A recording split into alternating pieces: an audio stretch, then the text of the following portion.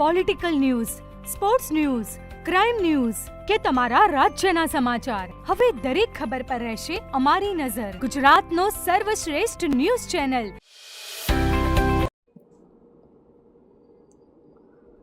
શ્રી પદ્મનાભજીના મંદિર પરિસર ખાતે ઊભા કરાયેલા હાઈમાસ્ક વીજપોલનું દાતા પરિવારના હસ્તે લોકાર્પણ કરાયું. પાટણ નગરપાલિકાના પૂર્વ પ્રમુખ શ્રીમતી દામિનીબેન હસમુખભાઈ પ્રજાપતિ પરિવારના સૌજન્યથી હાઈમાસ્ક વીજપોલનું નિર્માણ કરાયું.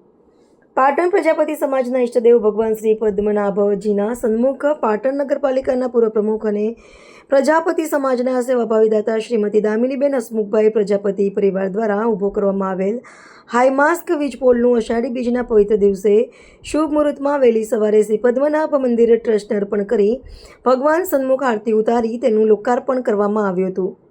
આ પ્રસંગે દાતા શ્રીમતી દામિનીબેન હસમુખભાઈ પ્રજાપતિ તેમજ તેમના પરિવારજનોનો શ્રી પદ્મનાભ મંદિરના ટ્રસ્ટના પ્રમુખ ટ્રસ્ટી યશપાલ સ્વામી, દશરથભાઈ પ્રજાપતિ સહિત ઉપસ્થિત સમાજ આગેવાનોએ હૃદયથી આભાર વ્યક્ત કરી નિરંજન નિરાકાર ભગવાન શ્રી પદ્મનાભજી તેમજ ભગવાન શ્રી જગન્નાથજીના રૂડા આશીર્વાદ પાઠવ્યા હતા.